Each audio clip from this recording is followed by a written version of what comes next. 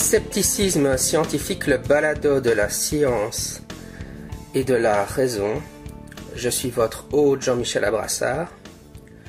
Et aujourd'hui, je vais vous lire un extrait de mon nouveau livre en collaboration avec Michel Lurquin. Ce livre s'intitule « Pour en finir avec le paranormal » et il est publié aux éditions Jourdan. Et il sortira le 28 juin, donc très bientôt, dans 2 semaines, au moment où j'enregistre cet épisode. Vous pouvez déjà évidemment le précommander sur tous les sites internet adéquats. Pour en finir avec les miracles bibliques. Les textes fondateurs des religions nous racontent tous des miracles. On apprend dans l'Ancien Testament que Moïse aurait ouvert la mer Rouge en deux pour laisser passer le peuple juif poursuivi par les Égyptiens. Jésus serait ressuscité d'entre les morts pour les chrétiens. L'ange Djibril aurait dicté le Coran au prophète Mahomet dans la religion musulmane. Bouddha aurait quant à lui marché dès sa naissance, etc. Les miracles sont des violations des lois de la nature provoquées par l'intervention directe d'un être surnaturel. Il faut distinguer ici le surnaturel du paranormal. Ce dernier est un concept fourre-tout. Le psychologue James Alcock en propose néanmoins la définition suivante dans Parapsychology, Science or Magic. Un phénomène paranormal est un phénomène 1. Qui est inexplicable dans les termes de la science actuelle, 2. Qui est explicable uniquement par une révision majeure des principes de base de la science, ou 3. Qui n'est pas compatible avec la norme des perceptions, des croyances et des attentes à propos de la réalité. En définitive, on tend à mettre sous cette étiquette toutes sortes d'anomalies. Le concept n'apparaît qu'après la naissance de la science moderne. Celle-ci définit à un moment donné de l'histoire ce que serait la normalité, et le paranormal est un ensemble de phénomènes qui ne sont pas compatibles avec cette définition. Le surnaturel désigne pour sa part une interaction entre la nature et une surnature. En effet, s'il n'existe dans le matérialisme qu'une seule réalité, à l'inverse, les religions postulent généralement l'existence d'un monde spirituel. Celui-ci serait peuplé d'un ou des dieux, et par des êtres comme des anges, des démons ou encore des esprits. Ces entités pourraient parfois interagir avec le plan matériel, et ces intrusions constituent le surnaturel. D'un point de vue scientifique, le problème fondamental est que les miracles sont par définition des événements uniques. Le Nouveau Testament nous raconte par exemple que Jésus aurait marché sur l'eau de la mer. Il n'est en pratique pas possible de réaliser des expériences pour tester cela. L'approche expérimentale nécessite nécessairement de pouvoir répéter les résultats pour s'assurer qu'ils existent réellement et qu'ils sont corrects. Que peut-on alors dire rationnellement des miracles ? Il va falloir utiliser les outils de l'histoire et de la philosophie. Les zététiciens utilisent parfois l'aphorisme « des affirmations extraordinaires demandent des preuves extraordinaires ». Il s'agit en réalité d'une reformulation contemporaine d'une maxime proposée originellement par David Hume, 1711-1776. Le philosophe des Lumières a en effet écrit dans son ouvrage L'enquête sur l'entendement humain « Aucun témoignage n'est suffisant pour établir un miracle, à moins que le témoignage soit d'un genre tel que sa fausseté serait plus miraculeuse que le fait qu'il prétend établir, et même dans ce cas, il y a une destruction réciproque des arguments, et c'est seulement l'argument supérieur qui nous donne une assurance adaptée à ce degré de force qui demeure, déduction faite de la force de l'argument inférieur. L'idée de David Hume est que nous avons tous l'expérience commune qu'il y a des gens qui se trompent et d'autres qui essayent de nous tromper. Par contre, nous n'avons pas vu directement les miracles des textes fondateurs des religions. Nous n'avons accès qu'à des récits, c'est-à-dire des histoires de quelque chose d'incroyable, qui se serait prétendument déroulé il y a bien longtemps de cela. La question devient par conséquent, devez-vous croire ce que l'on vous raconte alors que cela va à l'encontre de votre expérience commune ? Vous observez par exemple tous les jours que les êtres humains qui meurent ne reviennent pas à la vie quelques jours plus tard. Or la Bible nous dit que Jésus a ressuscité d'entre les morts. L'argument est qu'il est toujours plus rationnel de croire qu'il y a quelqu'un qui se trompe ou qui cherche à vous tromper que d'accepter l'existence d'un miracle. Cette maxime de David Hume peut se formaliser dans le cadre du bayésianisme. Cette épistémologie considère que toutes nos croyances et savoirs ont une valeur probabiliste entre 0, la certitude que c'est faux, et 1, la certitude que c'est vrai. Lorsque nous sommes exposés à une nouvelle information, celle-ci influence notre plausibilité antérieure, c'est-à-dire le pourcentage que nous avons attribué à celle-ci jusqu'à maintenant. On peut ensuite imaginer un curseur qui bouge sur ces valeurs. Ce curseur de vraisemblance, comme l'appellent les zététiciens, sera basé sur l'expérience commune, mais aussi sur ce que nous ont appris nos parents, ce que nous entendons dans les médias, par nos connaissances scientifiques ou encore nos positions philosophiques. Nous n'avons par exemple pas l'habitude de voir les gens s'envoler dans le ciel.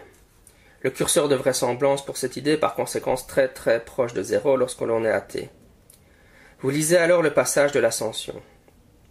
À ces mots, sous leurs yeux, il s'éleva et une nuée vint le soustraire à leur regard. Actes des Apôtres, chapitre 1, verset 9, dans la traduction œcuménique de la Bible. Les mathématiques nous disent qu'une nouvelle information ne fait pas beaucoup bouger le curseur de vraisemblance. Par conséquent, si on est athée, cette nouvelle information devrait faire bouger légèrement le curseur, mais comme la plausibilité antérieure que nous attribuons à cet événement est proche de 0, cela ne sera pas suffisant pour nous faire accepter l'idée que ce miracle s'est réellement produit.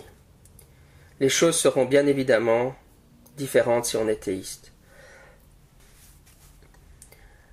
Les explications littéralistes. Certains scientifiques qui travaillent dans les sciences dites dures vont parfois proposer des explications littéralistes pour les miracles.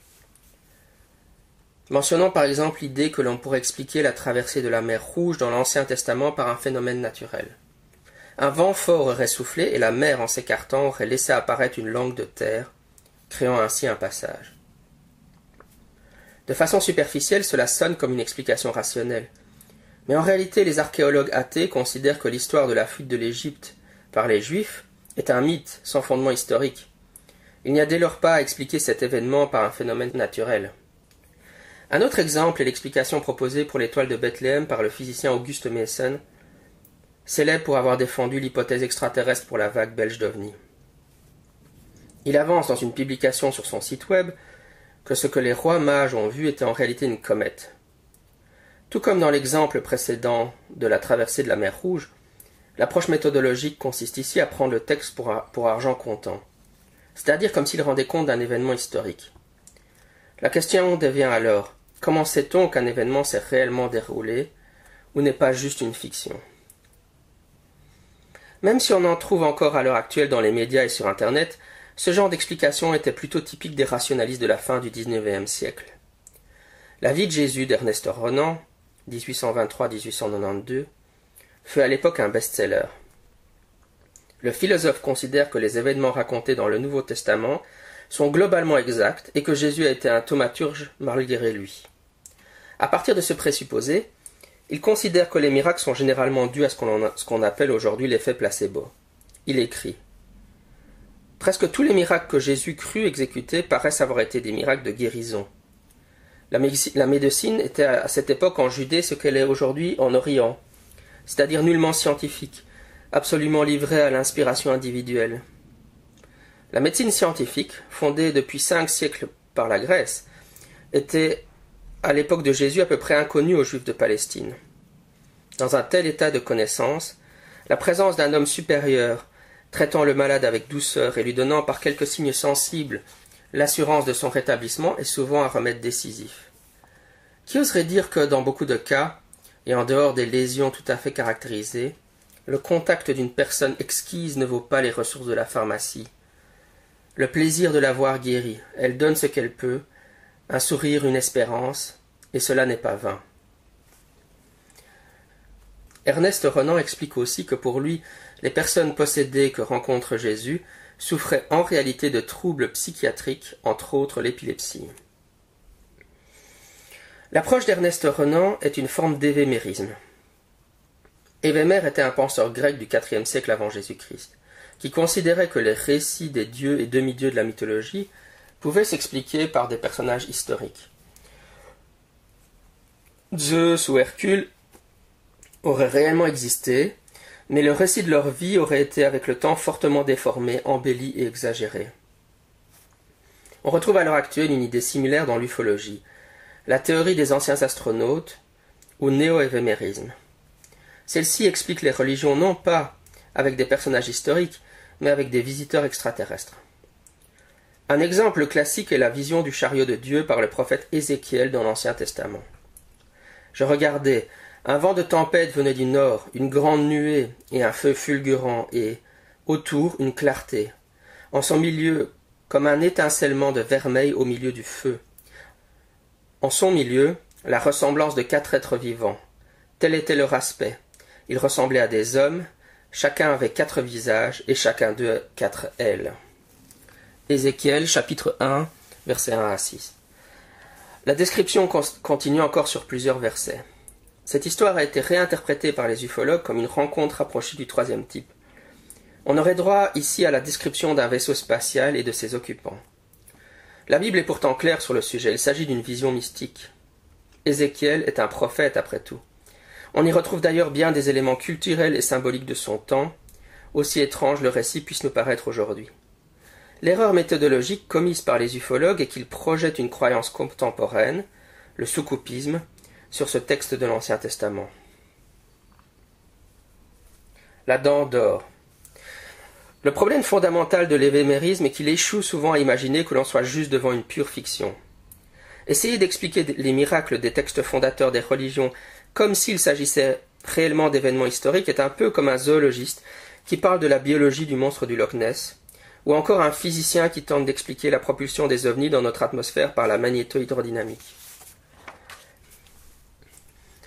Un des principes de base de la zététique est qu'avant de chercher à expliquer quelque chose, il faut s'assurer qu'il y a réellement quelque chose à expliquer. L'idée n'est pas neuve. Bernard Le Bouillet de Fontenelle, 1657-1757, écrivait déjà en 1687, dans son ouvrage Histoire des oracles, « Assurons-nous bien du fait avant de nous inquiéter de la cause. » Et il raconte pour illustrer ce problème l'histoire de la dent d'or. En 1593, le bruit courut que les dents étaient tombées à un enfant de Silésie âgé de 7 ans.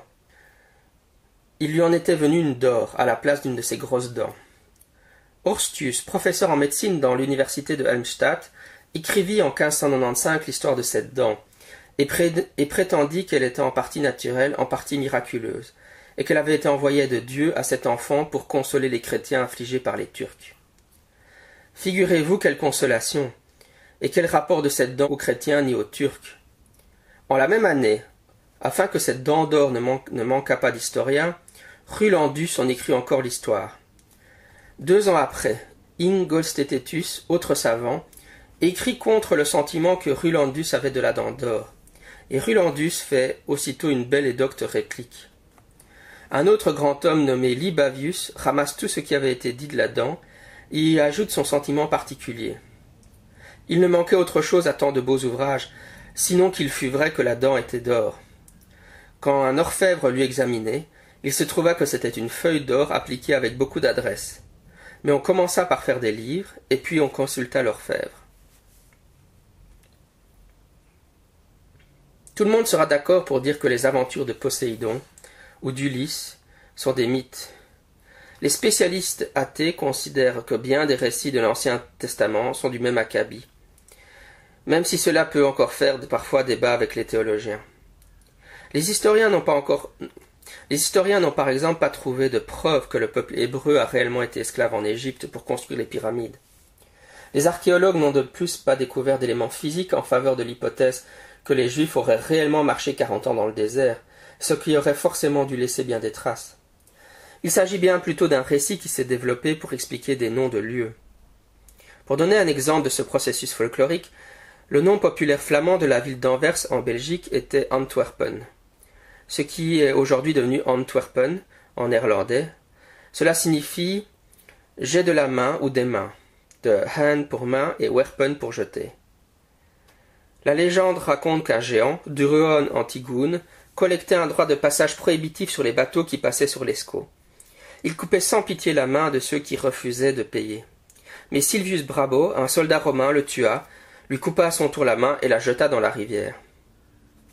Les spécialistes pensent que le nom provient en réalité originellement du latin Antwerpia, qui indique une zone de sédimentation dans la courbe intérieure d'une rivière.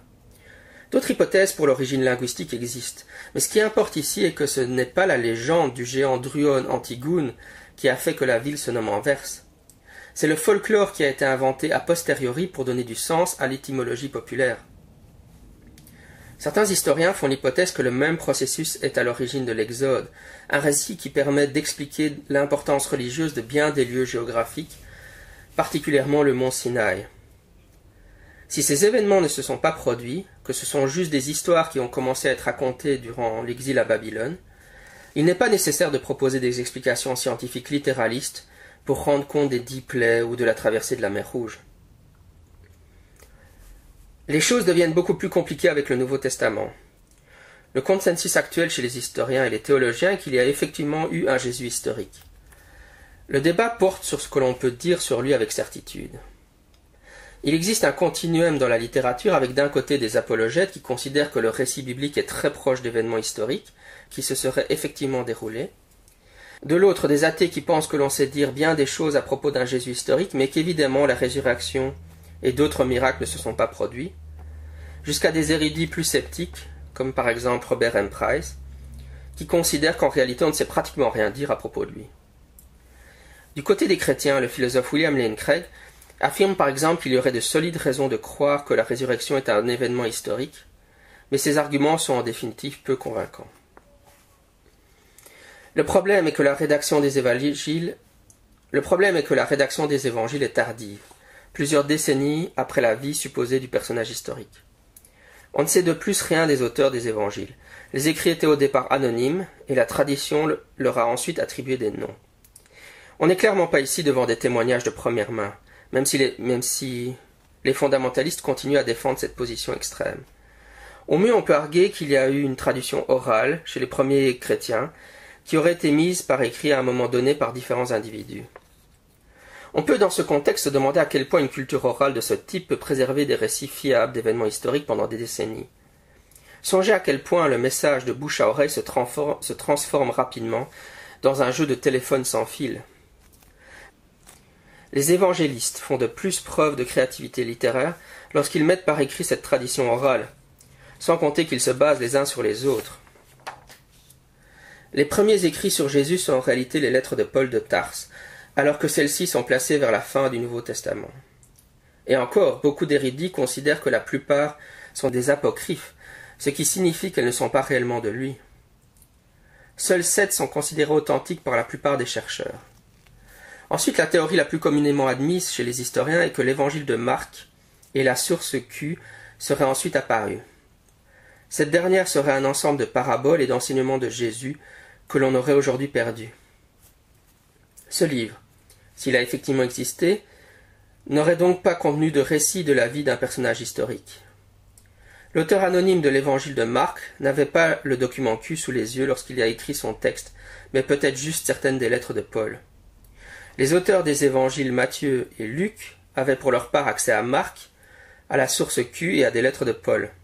Par conséquent, non seulement nous ne sommes pas devant des témoins directs, mais en plus nous ne sommes pas devant des récits indépendants des uns des autres. Du coup, si on ajoute les évangiles apocryphes, évangile selon Thomas, évangile de Pierre, proto-évangile de Jacques, etc., on pourrait être devant des sortes de fanfictions qui se construiraient les unes sur les autres, un peu comme les légendes arthuriennes au Moyen-Âge. Si cela pose clairement problème pour les sceptiques, les chrétiens argumentent que malgré l'interdépendance des récits, nous sommes néanmoins devant différentes sources. Chacun des auteurs retravaille l'histoire de Jésus pour défendre une position théologique bien précise. Il ne s'agit pas d'historiens modernes qui essayent d'être objectifs. Le Jésus présenté n'est même pas cohérent. On le présente parfois comme un rebelle qui va renverser les Romains. N'allez pas croire que je suis venu apporter la paix sur terre. Je ne suis pas venu apporter la paix, mais bien le glaive, dans Matthieu chapitre 10, verset 34. D'autres fois comme un pacifiste. Et moi, je vous dis de ne pas résister aux méchants. Au contraire, si quelqu'un te gifle sur la joue droite, tends-lui aussi l'autre, dans Matthieu 5, chapitre 5, verset 39. On insiste d'un côté sur le fait qu'il est un thaumaturge, parfois sur autre chose. Chaque lecteur peut pratiquement trouver le Jésus qui l'intéresse en cherchant bien. Bien entendu, face à cela, les théologiens s'efforcent d'harmoniser toutes ces incohérences afin de présenter un Jésus unifié. Mais est-ce vraiment convaincant? Sur base de tout cela, et d'autres arguments dont nous n'avons pas le temps de discuter ici, certains auteurs vont même jusqu'à défendre l'hypothèse qu'il n'y aurait pas eu de Jésus historique. Cela s'appelle la thèse mythiste. L'historien Richard Carrier propose qu'il y aurait d'abord eu une croyance dans un Jésus qui ne serait qu'un être céleste. Il s'agirait du Jésus-Christ dont parle Paul dans les Épîtres. Par la suite, les évangélistes, à commencer par l'auteur de Marc, auraient créé des fictions qui placeraient cette entité surnaturelle dans le plan matériel.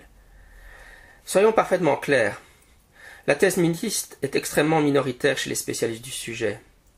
Il semble que penser qu'il y a effectivement eu un Jésus historique à l'origine du christianisme reste plus plausible, même si on ne sait pratiquement rien dire de lui avec certitude. Néanmoins, quand on a tous ces débats en tête, expliquer les miracles de Jésus prend une forme beaucoup plus littéraire. Puisqu'on est largement devant des œuvres de fiction, pourquoi les évangélistes insistent-ils sur ces événements surnaturels? Pour donner un seul exemple, le fait que Jésus marche sur les eaux de la mer serait potentiellement un écho du fait que Moïse aurait sauvé le peuple juif en ouvrant les eaux de la mer Rouge. Au cinéma, on parlerait aujourd'hui d'Easter eggs, des œufs de Pâques en anglais. Tout comme le spectateur reconnaît les clins d'yeux à E.T. l'extraterrestre dans la première saison de la série télévisée Stranger Things, de même les lecteurs du Nouveau Testament reconnaîtraient les reprises de l'Ancien Testament, qui connectent la figure de Jésus avec les personnages qui l'ont précédé. Dans ce contexte, les explications à la Ernest Renan semblent finalement peu nécessaires. À noter que des arguments similaires peuvent être faits à propos de bien des personnages de l'Antiquité. Les meilleures biographies d'Alexandre le Grand datent par exemple d'au moins 4 siècles après sa mort, mais se basent sur des textes antérieurs que l'on a perdus. Comme Socrate n'a rien écrit lui-même, tout ce que l'on sait de lui provient d'autres auteurs et ainsi de suite.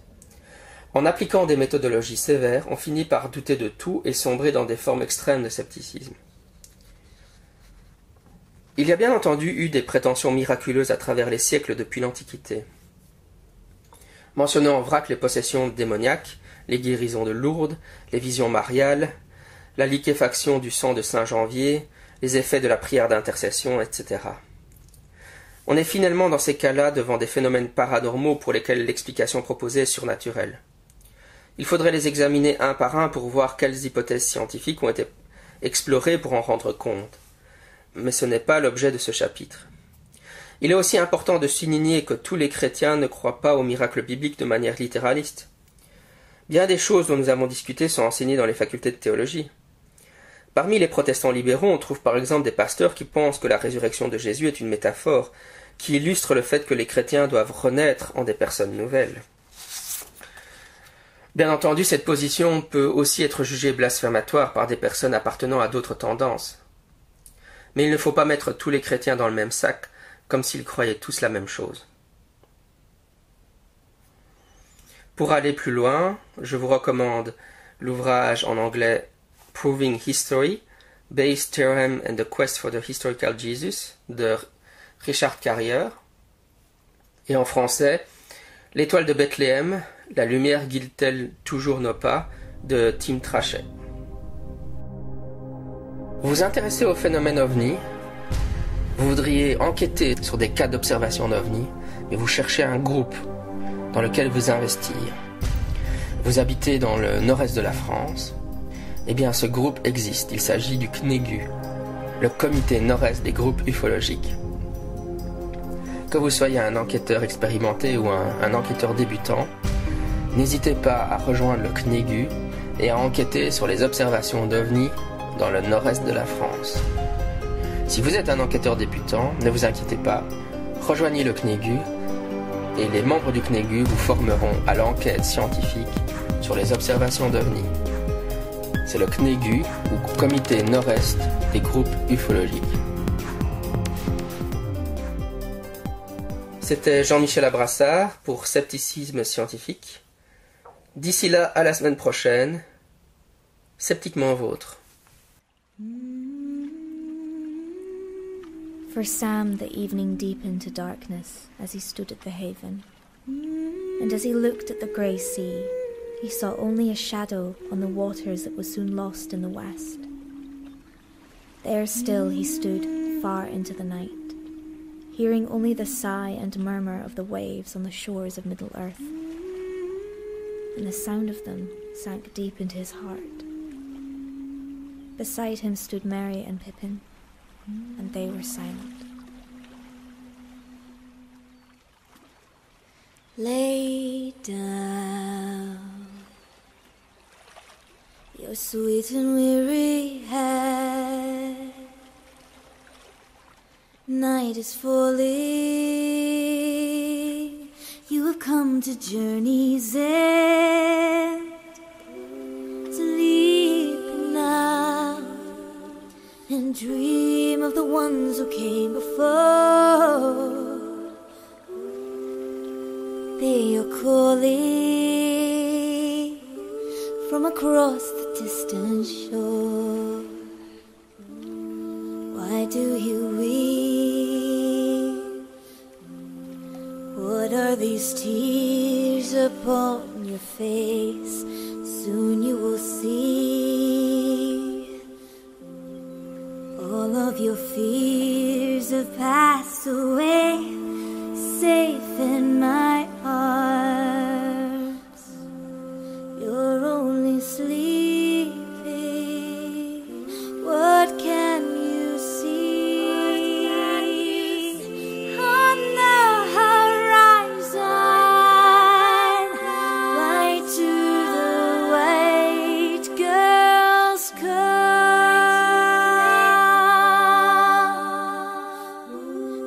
across the sea.